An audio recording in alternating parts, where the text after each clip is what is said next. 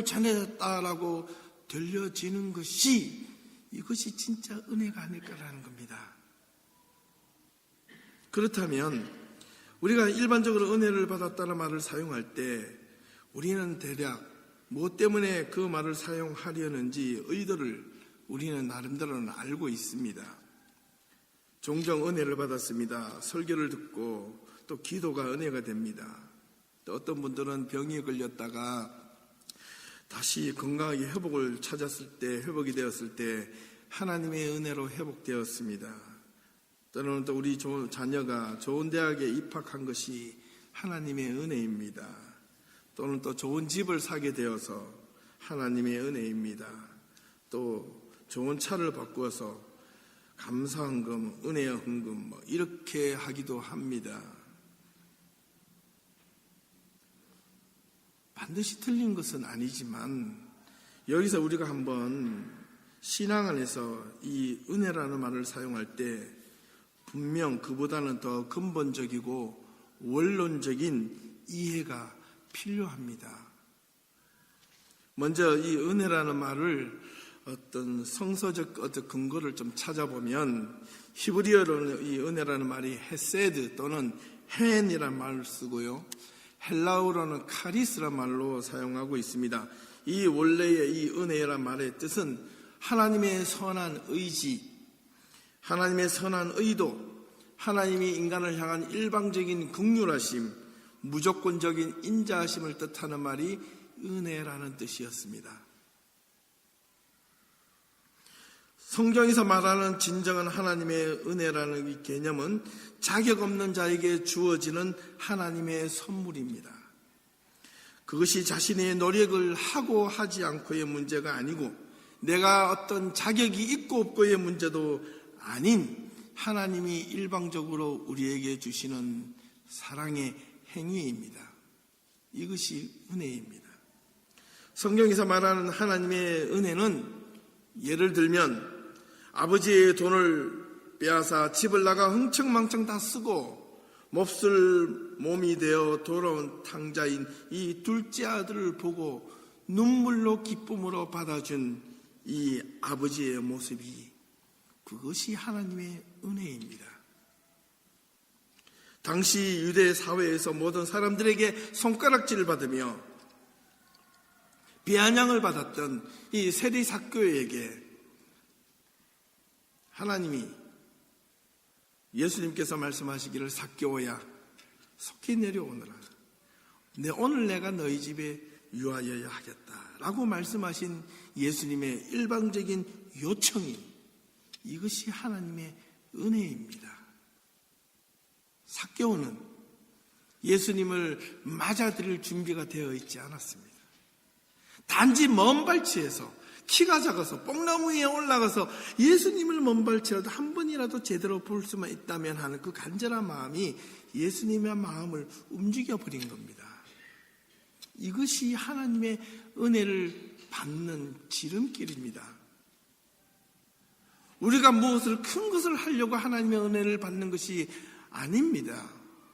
우리가 정말 하나님의 은혜를 받을 수 있는 그 첫 번째의 길은 내가 비록 죄인의 몸으로 살다가도 아버지가 계시는 저 십자가의 길 앞으로 그래 나는 이미 죄인으로서의 삶을 살아서 이제는 돌이킬 수 없어라는 것이 아니고 비록 내 몸은 내 삶은 망가졌을지라도 내가 다시 아버지의 곁으로 돌아가야지 하는 그 마음의 단추가 그 첫 번째의 결단력이 하나님의 은혜를 받는 시작이라는 거예요.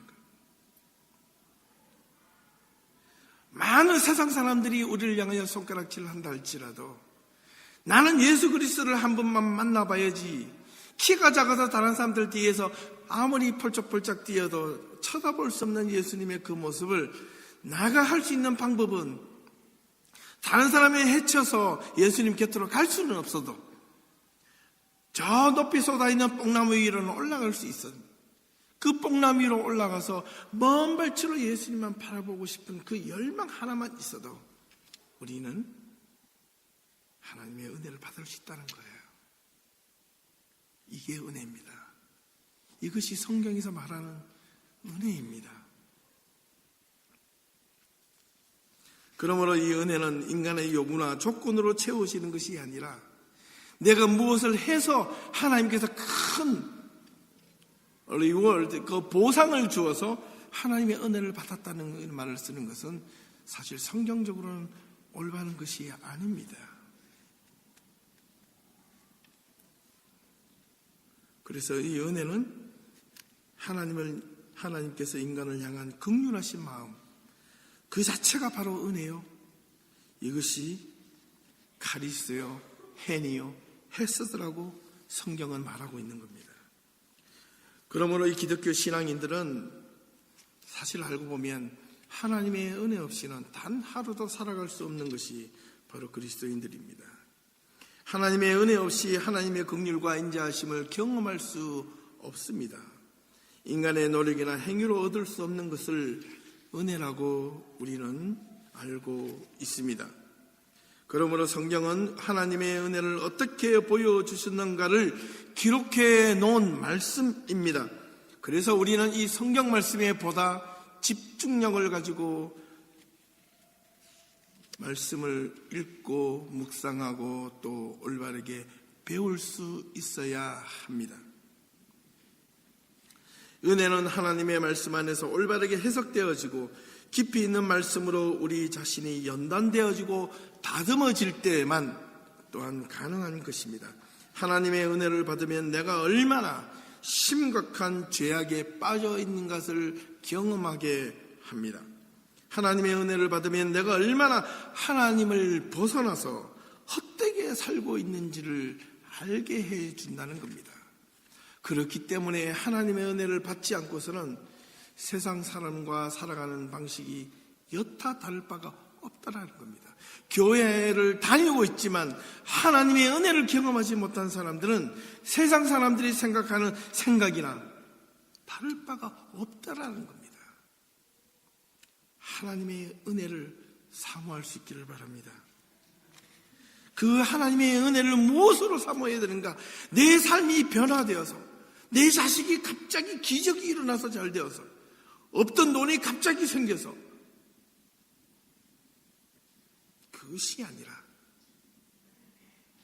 먼저 나와 하나님과의 관계가 올바르게 정립이 되어 있느냐 되어 있지 않느냐, 내가 하나님과의 어떤 올바르게 신앙생활을 하는데 바라봄이 내가 살고 있는 삶의 여러 가지 문제 때문에 이것이 장애가 되느냐 장애가 되지 않느냐, 이것에 포커스를 맞춰야 된다는 거예요.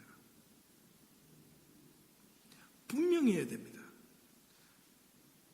안타깝게도 주변의 많은 교회들은 그것이 은혜라고 이야기를 하고 있습니다.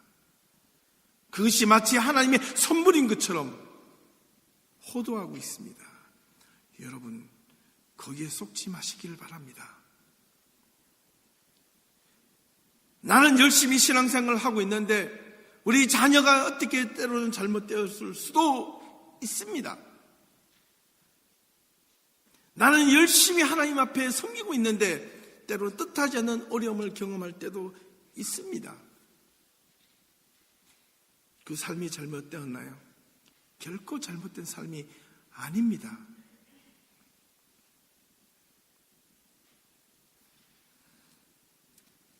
하나님의 은혜를 경험하면 두 가지가 우리에게 얻게 되는데, 그 첫 번째가 기쁨이요, 그 두 번째가 평안입니다. 기쁨과 재미를 구별할 수 있어야 합니다. 재미는 사람의 감정을 들었다 놨다 하지만 기쁨은, 하늘에서 내려오는 기쁨은 내가 감정을 얻어지는 들쑥날쑥의 기쁨이 아닙니다. 형용하지 못할 뭔가의 찬란한 그 모습이 내가 현재 이 삶에 있어서 여전히 어렵고 여전히 고통스럽지만은 그 안에 뭔가 샘솟는 기쁨이 있어요.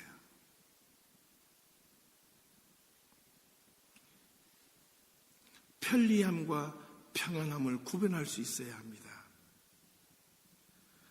많은 교회에서는 편하게 신앙생활을 하려고 그래요. 재미있게 신앙생활을 하려고 그래요. 그거는 옳지 않은 신앙입니다. 우리는 이 마지막 세대에 분명한 길을 걸을 수 있어야 합니다. 재미있게 살다 갈래? 기쁨으로 살다가 갈래? 편리하게 살다가 편안함을 살다 갈래? 평안한 삶을 살다가 갈래? 분명히 하자는 거죠. 이제 편리함과 평안함은 다릅니다. 집에 세탁기가 있으니까 편리하죠. 세탁기가 아무리 크다 할지라도 삶이 불안한 것은 여전합니다.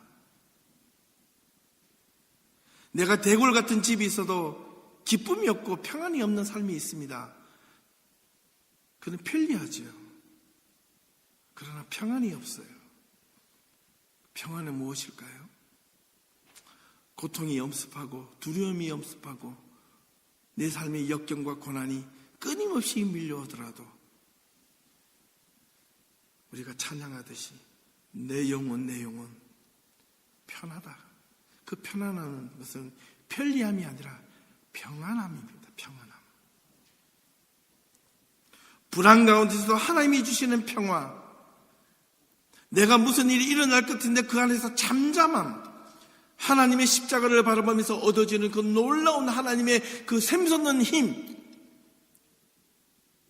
그래, 다 내가 모든 것을 잃을지라도 주 예수 그리스도 그분 한 분만 있으면 나는 만족해, 감사해. 이것이 평안함. 그래, 내가 하나님 앞에 설 때 무엇을 가지고 서리? 돈을 가지고 서리? 재물을 가지고 서리? 내 자식이 잘 됐는 부를 가지고 서리? 오늘 하루하루를 하나님의 말씀으로 어떻게 살았는가에 대한 그 결단력을 가지고 하나님 앞에 서는 거거든요. 그렇기 때문에 우리는 우리 하루하루의 삶을 의미 있게 사셔야 합니다. 오늘 하루의 삶을 진정성 있게 사셔야 한다는 말입니다.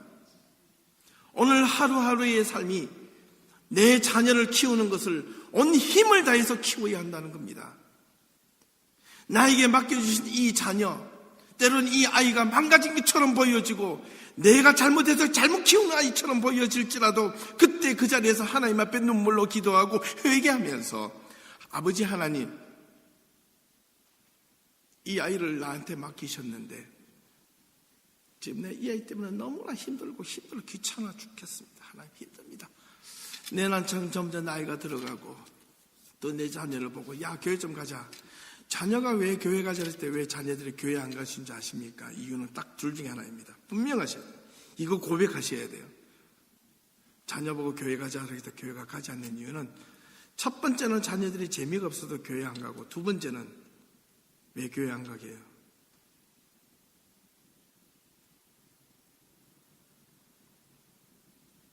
부모 때문이에요.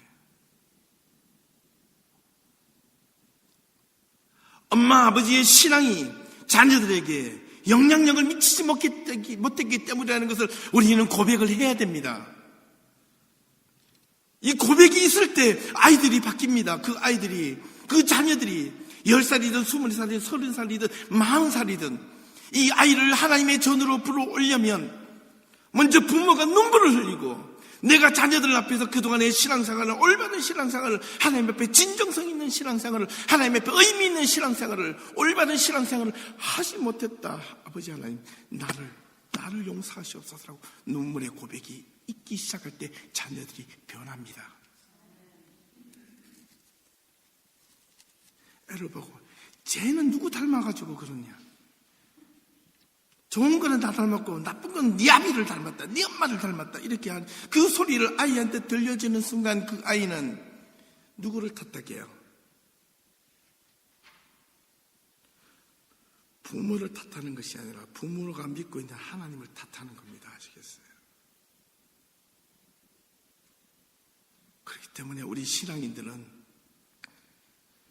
두 가지가 필요합니다. 하나는 엄청난 인내력과 통제력과 절제력이 필요하고, 또 하나는 그와 동시에 무한한 자유함이 있다는 것을 하나님의 말씀으로 배워서 연단을 받아서 그것을 이겨내야 됩니다.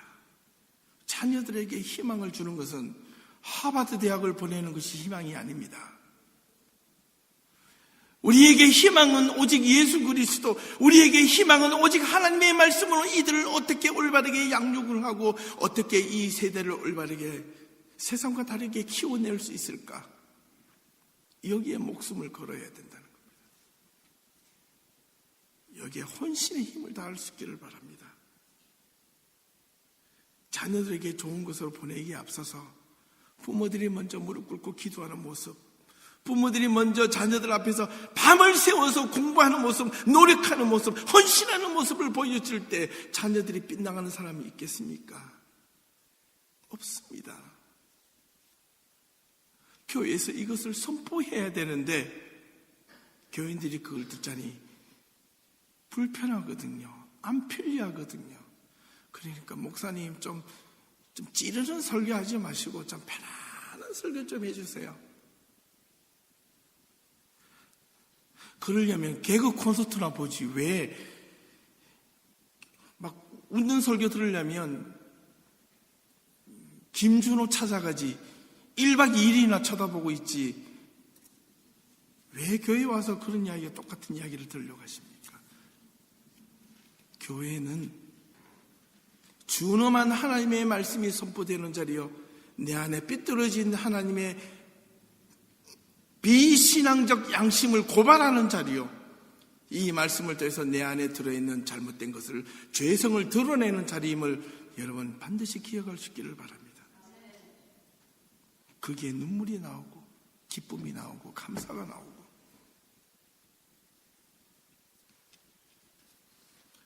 그 하는 하나님의 은혜를 경험하면 우리가 이때까지 살았던 삶보다도 그 어떤 기쁨과 그 어떤 것보다도 심오하고 놀라운 하나님의 능력을 경험하시게 될 것입니다. 하나님의 은혜 지금 여러분 안에 있습니까? 하나님의 은혜를 소멸하지 마시길 바랍니다. 하나님의 은혜를 간구할 수 있기를 바랍니다. 올해가 종교개혁 500주년 되는 기념적인 해입니다. 독일 종교개혁자 마르틴 루터가 비텐베르그 성당 정문에 당시 로마 카톨릭의 부패와 적폐를 시정을 요구하는 95개조 방문을 써붙임으로써 종교개혁의 신호탄이 되어 지금의 우리 개신교가 있는 겁니다. 루터가 종교개혁을 하게 된 세 가지 목표가 있습니다. 앞에 보시면 첫 번째가 오직 성경이요, 두 번째가 오직 은혜요, 세 번째가 오직 믿음이었습니다.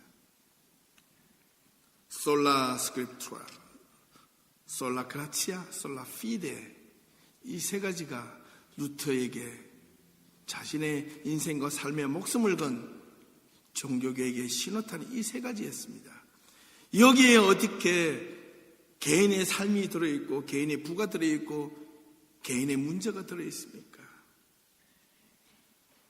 오직 성경, 오직 말씀, 오직 은혜, 오직 믿음, 이 세 가지가 오늘 우리 개신교를 있게 만든 이유입니다. 루터의 종교개혁 사상에는 철저하게 하나님이 중심적이었는데, 하나님을 인간의 눈으로 판단하고 그 위에 자신의 종교를 쌓아가고자 했던 로마 당시 가톨릭 교회에 대항하여 하나님을 하나님이 되게 하시고 하나님의 말씀을 회복하는데 몸부림을 쳤던 것입니다. 오늘 우리 삶을 돌아보면 급변하게 변화가는 이 현대 사회 속에서, 현대 문명 사회 속에서 우리는 여전히 이러한 동일한 우려를 가지고 있습니다. 하나님보다 인간 자신의 생각과 하나님을 판단하고 인간 자신의 생각으로 하나님을 비판하려는 오늘의 현대인들의 시각뿐만 아니라 이 신앙인들조차도 하나님에 대한 이미지와 상상이, 하나님에 대한 신뢰와 믿음과 신앙이, 자신의 삶이 점점 자기의 생각과 다르게 흘러간다고 해서 하나님을 의심하고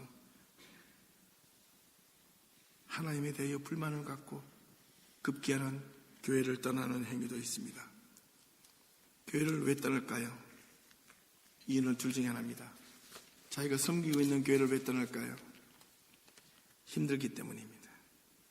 두 번째는 분명합니다. 은혜가 되셨는데. 목사가 설교를 잘해야 은혜가 됩니까? 하나님의 말씀을 올바르게 전해야 은혜가 됩니까?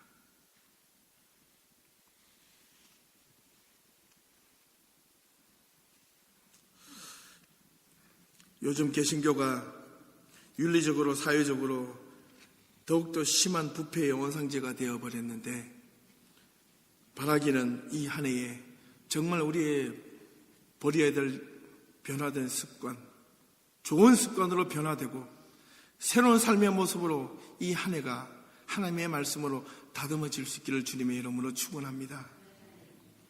한번 결단하십시다.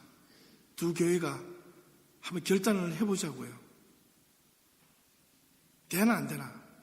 안 된다고 하지 마시고 정말 한번 목숨 걸고 하나님, 이 한 해 동안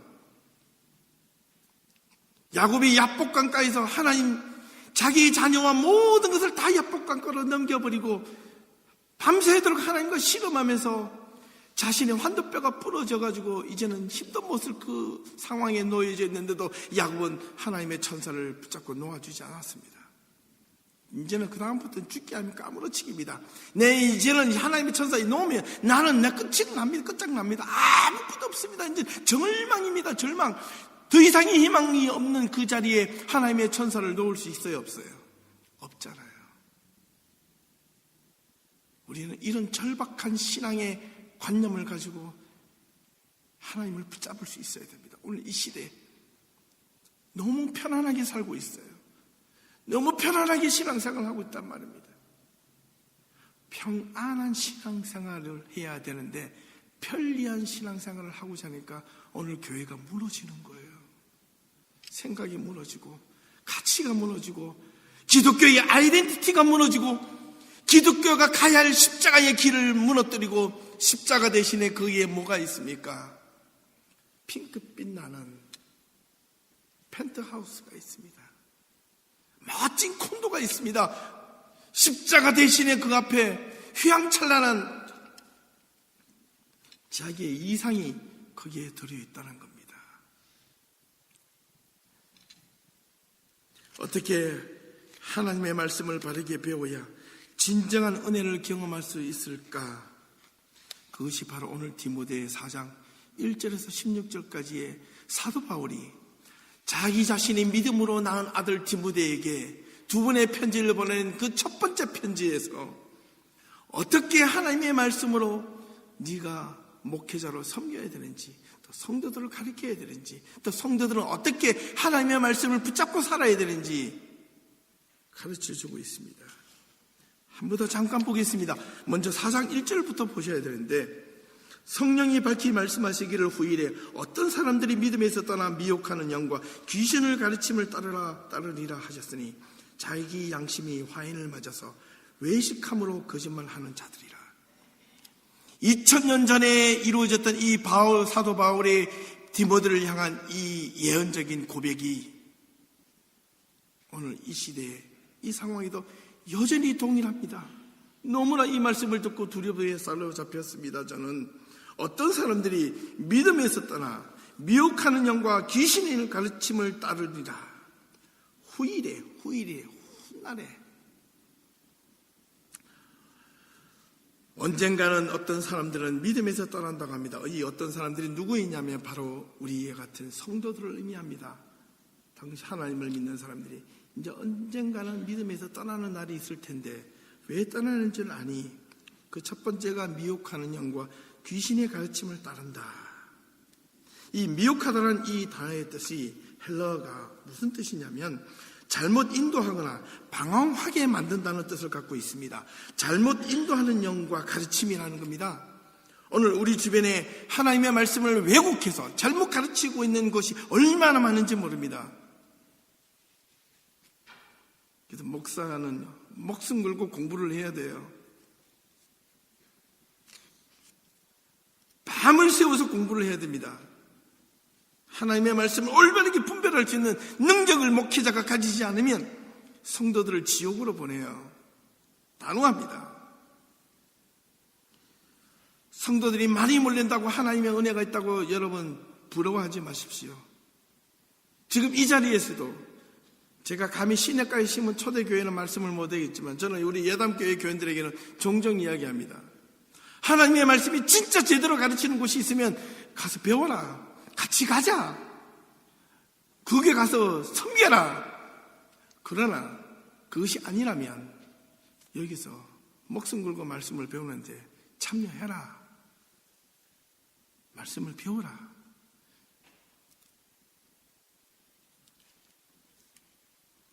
지난 4년 동안 저희 교회에서는 봄과 가을로 성경을 강의를 합니다. 3개월 이상씩 강의를 합니다. 저녁 7시에 만나고 저녁 10시에 이상 돼야 끝이 납니다. 3개월, 4개월씩을 성경 한 권을 가지고 전체가 아니라 창세기 한번, 로마서, 사도행전, 예레미야, 어떻게 하나님의 말씀이 오늘 이 시대에도 그때뿐만 아니라 이 시대에 필요한지에 대해서 성도들과 고민하면서 서로 주고받고 질문하고 대답합니다. 앞으로도 한참 남아 있습니다. 잘못 인도하는 영, 이 귀신의 가르침이라는 이 단어가 참 중요한데 여러분, 이 귀신이 어떤 뜻이겠습니까? 귀신이라는 이 단어의 뜻이 다이몬이라는 이 헬러가 분열하는, 이간질하는 가르침입니다. 아시겠어요?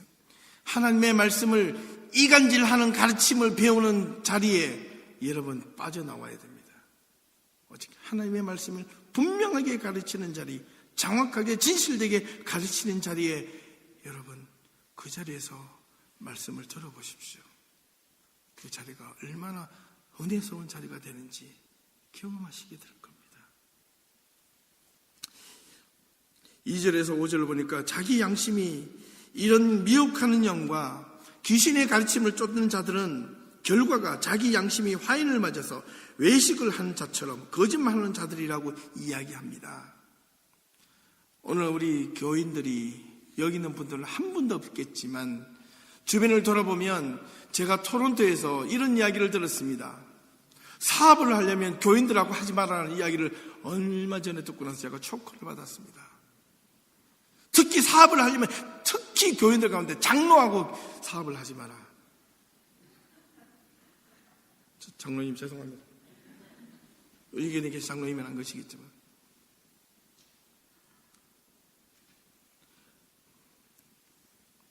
예담교회 시냇가에 심은 초대교회의 교인이라 그러면 물어볼 것 없어. 무조건 오케이. 이렇게 세상 사람들이 비춰주시기를 주님의 이름으로 축원합니다. 책임지세요. 아멘 하셨죠? 그렇게 하려면요 여러분 뼈를 깎는 노력이 필요합니다. 뼈를 깎는 결단이 필요합니다. 하시겠습니까? 아멘을 안 하시잖아요. 봐요. 하시겠습니까? 소리가 작잖아요. 다시 한번. 그렇게 하실 수 있습니까? 제가 작게 한다고 또 작게 한다. 우리 모두가 예담교회 시냇가에 심은 초대교회라는 교인이란 이 하나만으로 거룩한 자존감을 살리고 다른 교인들은 다른 사람들은 손깍지를 받더라도 우리 교인들이 이 소속된 교인들만큼은 누가 봐도 저 사람은 믿을 수 있어 라고 우리 자신을 연단하십시다. 훈련받으십시다. 무엇으로? 랄랄랄랄랄랄 하는 이 능력으로? 아닙니다. 엉뚱한 집회에 찾아가지 마십시오. 무엇으로? 하나님의 말씀으로 연단을 받을 수 있기를 주님의 이름으로 축원합니다. 이것밖에 없어요. 이것밖에 없어요. 예수님도 시험을 받으러 가셔서 사탄이 하나님의 말씀으로 유혹을 했을 때 예수님이 능력이 없어서, 내가 뛰어내릴 만한 능력이 없어서, 이 산을 저 산으로 옮길 만한 믿음이 없어서 그거 포기한 줄 아십니까? 우리는 예수님이 가셨던 모습만 보고 뒷공무니만 졸졸 따라가도 우리는 본전합니다. 마이너스 인생이 아니라 플러스 인생이 됩니다. 왜 예수의 뒷공무니를 따라가려고 하지 않습니까? 말로만이 하는 것이 아니라 삶으로, 행동으로, 삶으로 보여주자 이겁니다. 어떻게 해야 됩니까? 어떻게 해야 됩니까? 디모데후서 3장 16절 말씀을 보니 모든 성경은 하나님의 감동으로 된 것으로 교훈과 책망과 바르게 함과 의로 교육하기에 유익하다 했습니다. 하나님의 감동으로 된 이 성경 말씀을 잘못 해석하고 잘못 가르치고 목사가 자기 기분대로, 성도들이 자기가 받고 싶은 대로 이 성경 말씀을 이해하고 해석하고 번역을 하면 하나님의 감동이 되는 것이 아니라 하나님의 눈물이 되거나 하나님을 왜곡하는 악의적인 도구가 된다는 것을 기억하셔야 합니다. 교훈과 책망과 바르게 함과 의로 교육하기에 유익하다 했습니다. 여기에 재미가 있습니까? 여기에 편리함이 있습니까? 교훈입니다. 책망입니다. 바르게 합니다. 의로 교육하게 합니다. 그렇기 때문에 쓴소리도 듣고 아픔도 듣고 고통도 있고 자기의 생각을 쥐어 짜내는 그런 심란한 노력이 필요한 것이 바로 하나님의 말씀을 듣고 배워야 하는 이유에서 그렇습니다.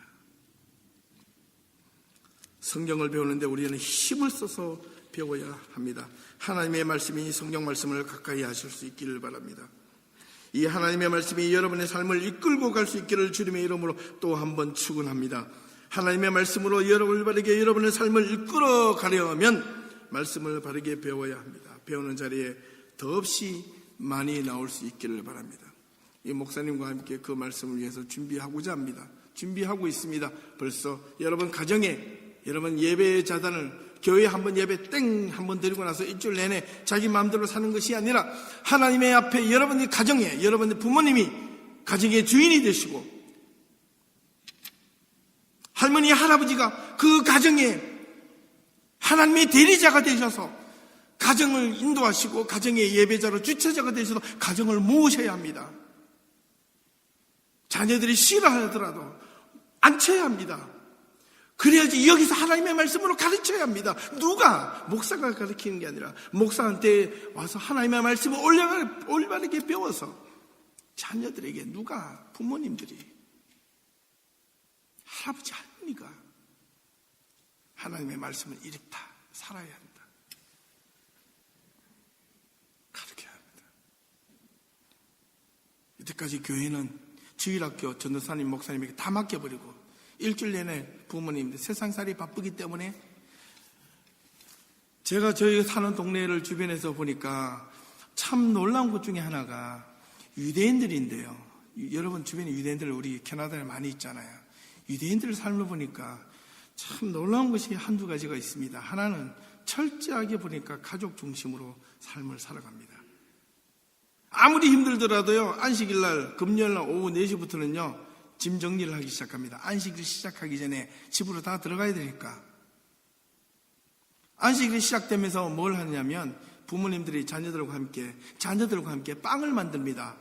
예, 안식일날 빵을 못 만드니까 빵을 만들면서 빵 하나를 만드는데도 그 빵 위에다가 뭘 하느냐면 이게 인간의 죄가 있고 이게 우리를 위해서 십자가에 하나님의 구원이 있고 은혜가 있다는 것을 빵을 만들면서 자녀들에게 가르칩니다.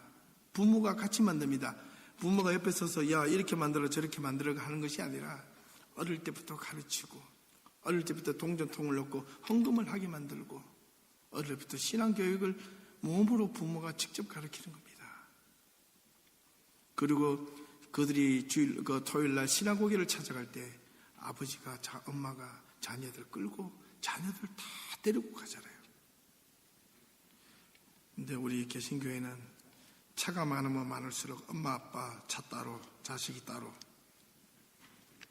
차 2대 3대 다 따로 타고 왔다가 예배 마치고 나면 다 따로 갑니다. 그치? 가능하면 가족끼리 차를 움직여서 가야 합니다.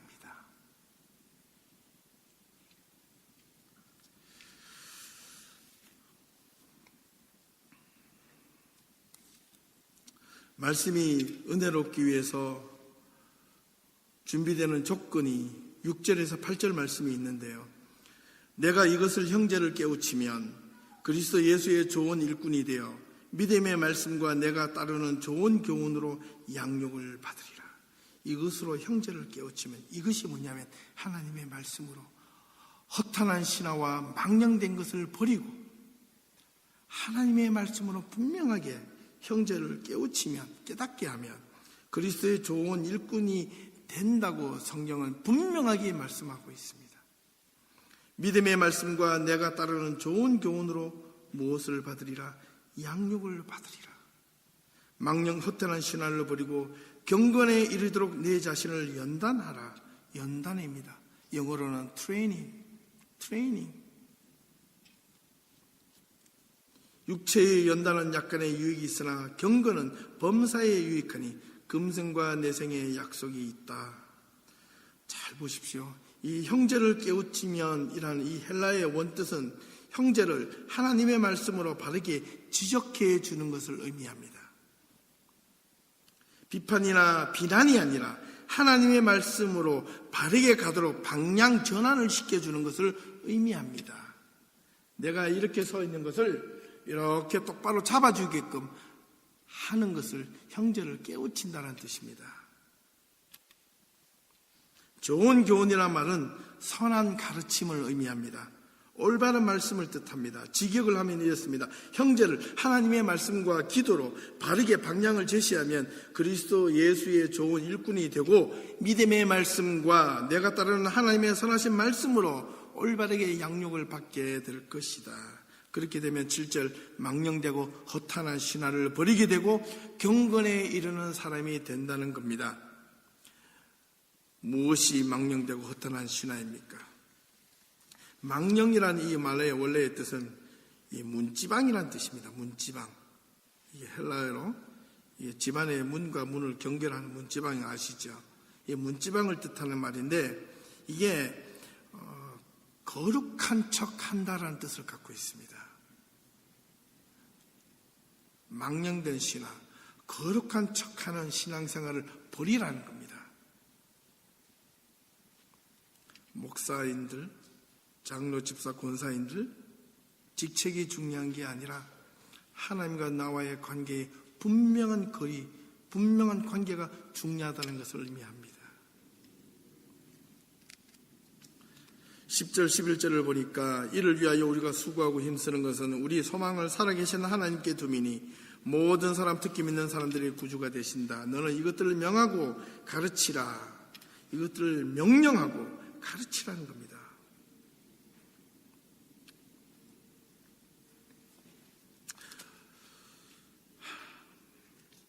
그러므로 우리가 믿는 이 신앙생활의 궁극적인 문제는 개인의 현실적인 문제를 뛰어넘는 것입니다. 내 인생에 있어서 어떨 때 우리는 여러 가지 고난이 찾아올 때도 있습니다.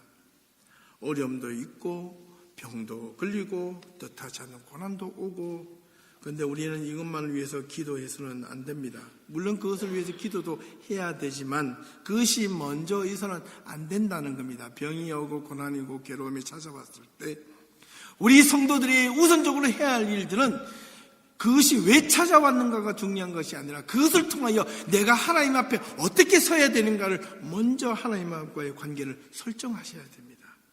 그러면 그 문제가 해결이 됩니다. 해결이 됩니다.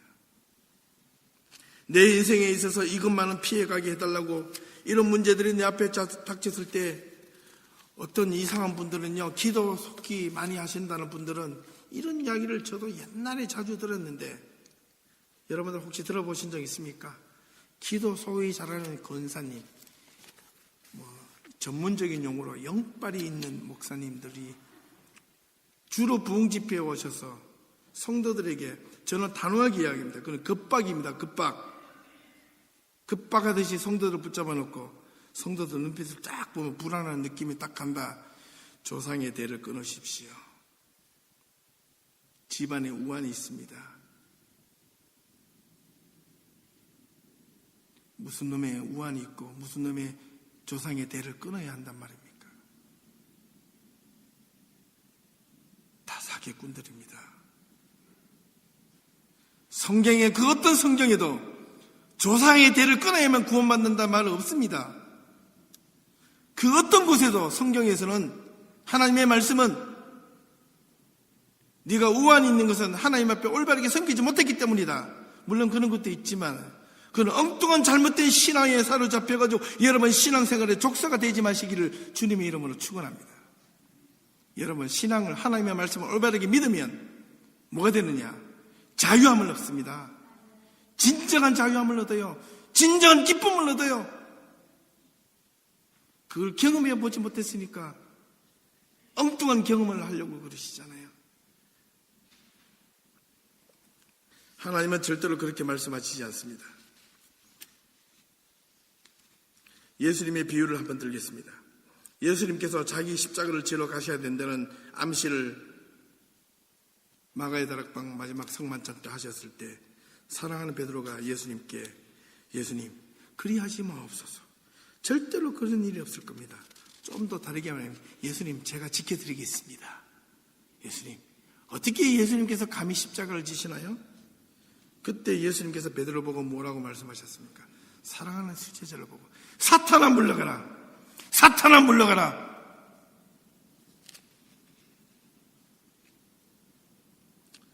너는 나를 넘어지게 하는도다. 내가 하나님의 일을 생각하지 아니하고 사람의 일을 생각하는도다.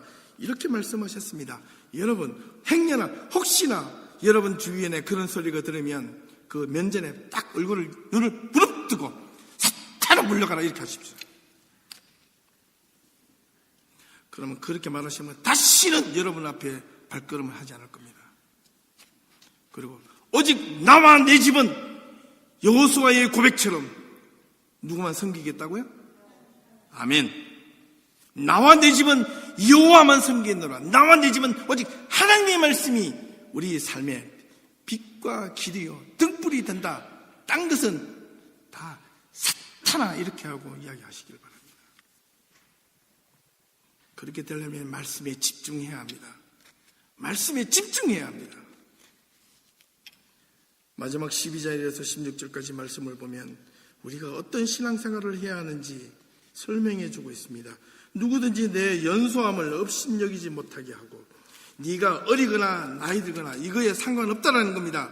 그런데 이 디모데가 바울이 세웠던 이 에베소 교회에서 목회를 하고 있었는데, 나이 많으신 분들이 목사한테 와가지고 이 디모데한테 와가지고 이러나 저러나 감나라 대추나라 자꾸 이런 이야기하니까 디모데가 이게 전문적인 용어로 쫄아가지고 이렇게 목회를 잘못하고 하나님의 말씀 제대로 선포를 못하는 거예요. 이게 바울이 이야기를 알고 쫄지 마라. 하나님의 말씀을 선포하는데 놈다지가 어디 있느냐?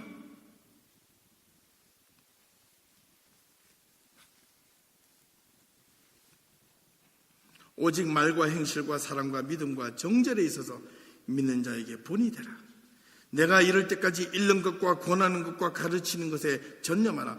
바울은 디모데에게 오직 이 세 가지만 강력하게 전념하라고 있습니다. 하나님의 말씀을 읽고, 그리고 권하는 것, 이 권하는 게 뭐냐니까 프리칭, 말씀을 선포하고, 그 다음에 뭐야? 가르치는 것에 뭘 하라? 전념하라. 올인하라는 겁니다. 그것만 있어도 충분하다. 교회가 존재하는 목적, 교회가 살아나는 목적, 교회가 예배드리는 목적, 이거 하나만으로 충분하다. 왜 딴 것에 관심을 가지고 엉뚱한 짓을 하려고 하느냐? 교회 와서 자꾸 이렇게 개 모임하는 것처럼 하지 마라. 교회 와서 자꾸 명품 이야기 하지 마라. 여러분, 명품 신앙인들이 될 수 있기를 주님의 이름으로 축원합니다. 명품과 진짜와 가짜를 아시죠? 지난번에 제가 처음 왔을 때 말씀드렸나요?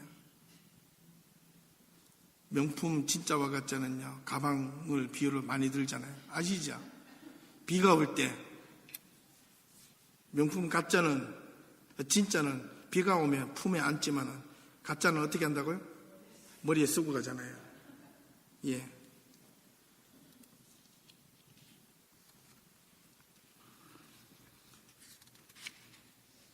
우리 예담교회와 시내가의 시무초대교회 모든 성도들은 하나님의 말씀을 읽고 또 읽고 선포하며 가르침에 귀를 기울일 수 있는 명품 그리스도의 신앙인들이 다 될 수 있기를 축원합니다. 마지막으로 내가 내 자신과 가르침을 살펴 이 일을 계속하라. 이것을 행함으로 내 자신과 내게 듣는 자를 어떻게 하리라? 구원하리라. 구원하리라. 우리가 하나님의 말씀으로 말씀이 은혜롭고 다니고 싶은 교회가 어떤 교회이어야 합니까?